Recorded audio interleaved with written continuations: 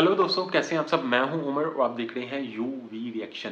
तो दोस्तों आज आपका फिर से हाजिर हो गया है एक मज़े की वीडियो के साथ, बल्कि रिएक्शन वाली वीडियो के साथ। तो आज मैं जिस वीडियो को रिएक्शन करने जा रहा हूं उसको लिया जा रहा है हमारे लाइव हिंदी की तरफ से, और आज की इस वीडियो का टाइटल होने वाला है the secret behind Tata groups success live Hindi. चलें बढ़ते हैं आज के इस रिएक्शन की तरफ। Let's jump to the video और लेट्स टीसीएस से लेकर टाटा मोटर्स, टाटा स्टील से लेकर Tata Chemicals, Air India, Jaguar, Land Rover, Starbucks, Titan, Zudio या फिर क्रोमा, इन ब्रांड्स की वजह से आज टाटा की पहुंच हर घर तक है। यही वजह है कि 2023 के डेटा के अकॉर्डिंग टाटा ग्रुप का total market capitalisation 25 lakh crore रुपए से ज्यादा का हो चुका है। इनफैक्ट टाटा हमारे देश भारत की ग्रोथ में भी सबसे बड़ा रोल प्ले करता है। और हाँ, यह बात सिर्फ भारत तक ही लिमिटेड नहीं है। आज टाटा ग्रुप के ब्रांड्स ने इंटरनेशनल मार्केट में भी धूम मचाया है, क्योंकि टाटा ने जिस तरह से एक के बाद एक सक्सेसफुल इंटरनेशनल एक्विजिशंस की हैं, उसकी वजह से आज इंडिया की इंटरनेशनल मार्केट में काफी स्ट्रॉन्ग इमेज बन चुकी है। साल 2000 में टाटा ने सबसे पहले इंग्लैंड की कंपनी टेटली का एक्विजिशन किया।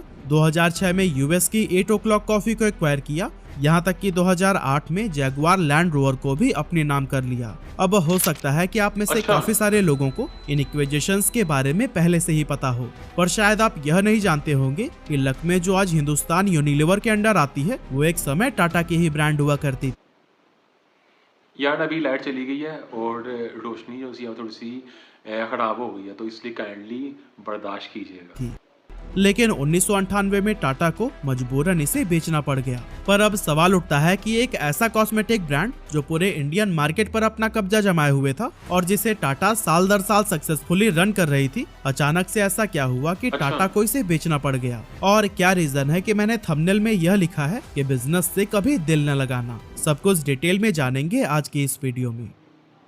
तो दोस्तों, हमारी कहानी की शुरुआत होती है साल 1947 से, जब देश ने आजादी का स्वाद चखा था। पर बात जब स्किन केयर प्रोडक्ट्स की आती है, तो हम अभी भी विदेशी कंपनीज पर ही निर्भर थे। इन विदेशी कॉस्मेटिक प्रोडक्ट्स को खरीदने के लिए भारत के अमीर लोग और खासतौर पर महिलाएं पानी की तरह पैसे बहाती थी, और ये स्टेप भारत की इकोनॉमी को कमजोर बना रहा था। इसके पीछे का रीजन बस यही था कि भारत के पास अपना खुद का कोई कॉस्मेटिक ब्रांड ही नहीं था। साथ ही आपको बता दो कि उस टाइम तक विदेशी कॉस्मेटिक प्रोडक्ट्स की कॉस्ट इतनी ज्यादा हुआ करती थी कि भारत का मिडिल एंड लोअर क्लास तो इन्हें खरीदने के भी नहीं सोच सकता था। अब जब उस टाइम के प्राइम मिनिस्टर पंडित जवाहरलाल नेहरू का ध्यान इस चीज की तरफ गया, तो वो समझ गए कि सिर्फ एक इंसान है जो कि देश को इस मुसीबत से बाहर निकाल सकता है, और वो थे जहांगीर रतनजी दादाभाई टाटा, यानी कि जेआरडी टाटा। नेहरू जी ने तुरंत जेआरडी टाटा को फोन मिलाया और उनके साथ एक मीटिंग फिक्स की। नेहरू जी ने जेआरडी टाटा को पूरी प्रॉब्लम विस्तार से बताई और भारत में ही कोई कॉस्मेटिक ब्रांड शुरू करने की गुजारिश की, जिससे देश का पैसा देश में ही रह जाए और हमारी फॉरेन करेंसी भी फिजूल खर्च होने से बच पाए।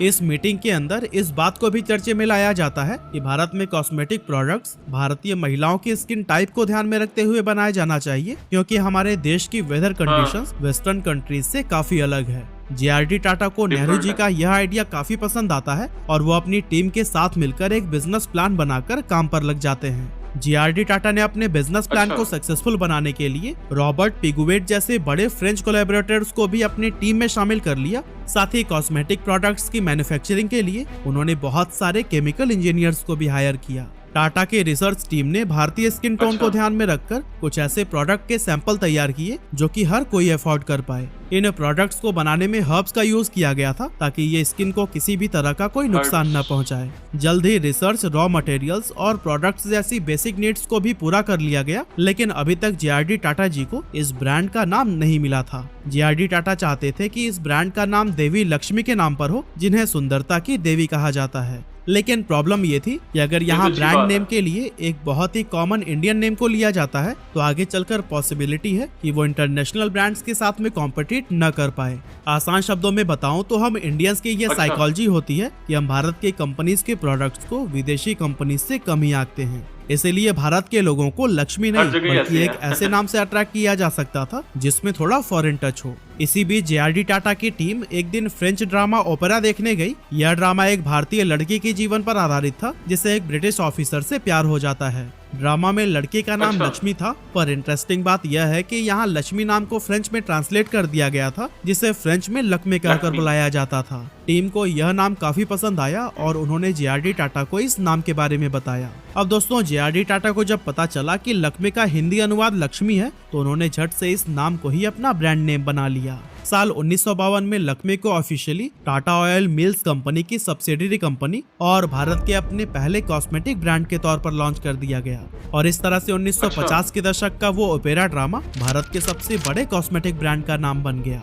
दोस्तों लक्ष्मी की शुरुआत मुंबई में पैडर रोड पर एक छोटे से किराए के बिल्डिंग से हुई थी, लेकिन अगले 5 सालों में ही इसका रंग महिलाओं पर ऐसा चढ़ा कि 1960 आते आते कंपनी को एक लार्ज कैंपस की जरूरत महसूस होने लगी। लक्ष्मी के लॉन्च होने के बाद से भारत में फॉरेन ब्यूटी प्रोडक्ट्स का इंपोर्ट लगभग बंद सा हो गया, क्योंकि भारत के पूरे कॉस्मेटिक मार्केट पर लक्ष्मी ने अपना पैर जमा लिया था।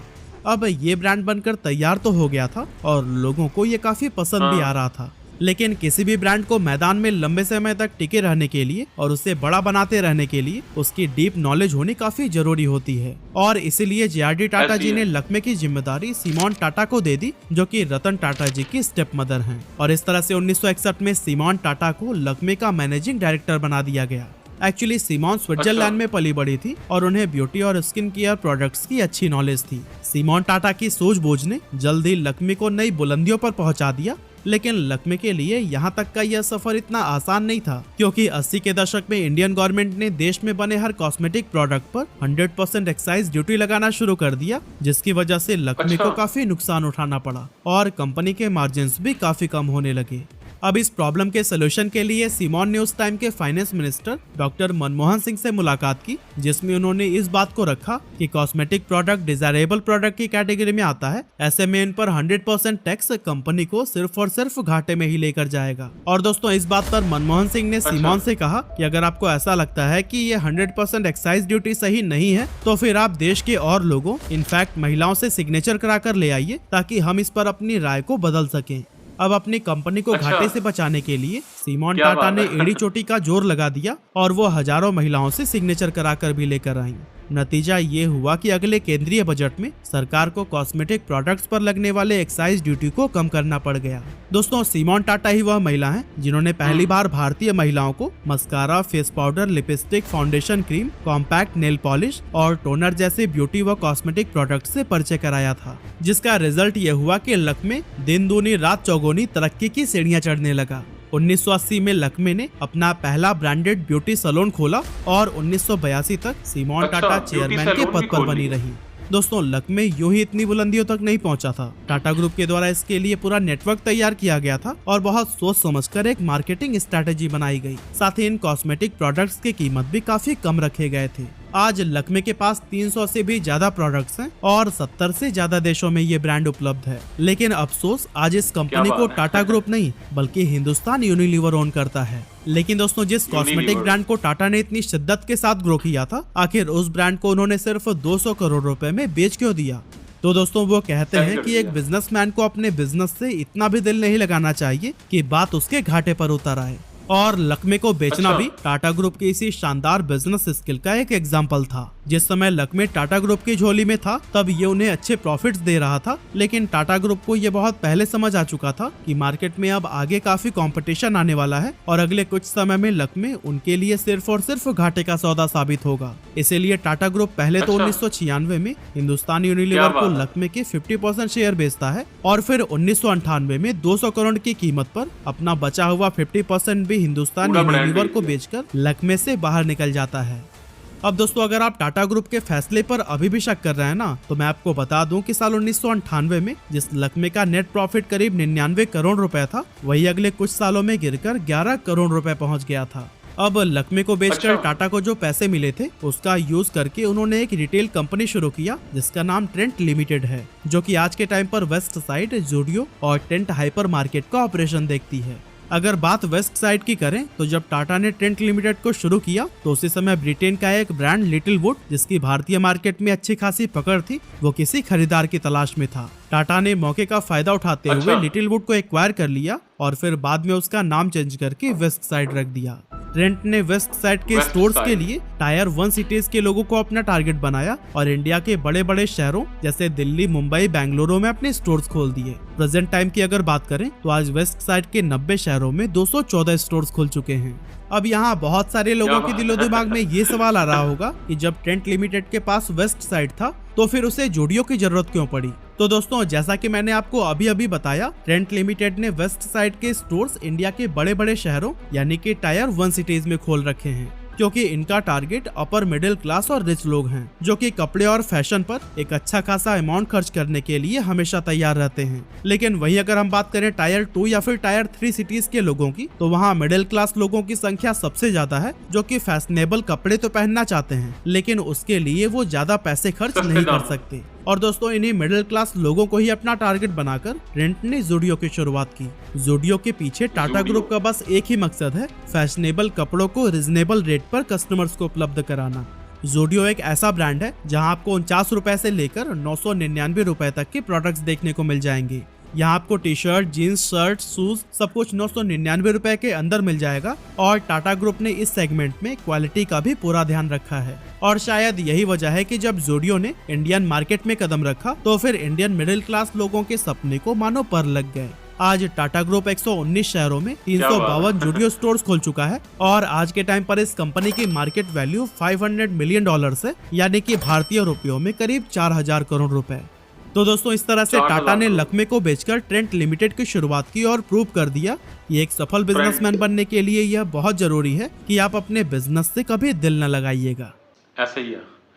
अच्छा जी भाई, तो डेट्स फॉर टुडे रिएक्शन, ये आपके भाई का रिएक्शन था। आपको ये रिएक्शन कैसा लगा मुझे कमेंट बॉक्स के अंदर बता सकते हैं। और प्योर बिजनेसमैन वाली सोच थी टाटा की और रतन टाटा जिन्होंने इसको सेल किया। और यार बिलीव करो कि बिजनेसमैन यही होता है कि उसको पता होता है कि आगे ट्रेंड चेंज हो रहा है और उसके अंदर मैंने किस तरह से सर्वाइव करना, और उन्होंने वो किया। उन्होंने लक्मी को जो सा वो एक मल्टी मिलियन ब्रांड बना के सेल किया और इसकी इन्वेस्टमेंट से 2 स्टोर खोलिए, जूडियो और वेस्ट साइड। ये होती है अच्छी स्ट्रेटजी और बिजनेस की हाउ नो। और टाटा ग्रुप जो है वो बिजनेस के अंदर बहुत अच्छी तरह से घुस चुका है और बिजनेस को जानता है कि बिजनेस किस तरह से करते हैं। तो चलें, that's it for today reaction. आज लाइट गई के अंदर आपके भाई को रिएक्शन बनाना पड़ेगा क्योंकि मैं वीडियो शुरू कर चुका था, इसलिए मुझे इस वीडियो को कंप्लीट करना पड़ा। तो चलें, दोबारा मुलाकात होगी ऐसी किसी मजे की वीडियो के साथ। तब तक के लिए अपना बहुत ज़्यादा ख्याल रखें। Stay safe, keep smiling and खुदा हाफिज़।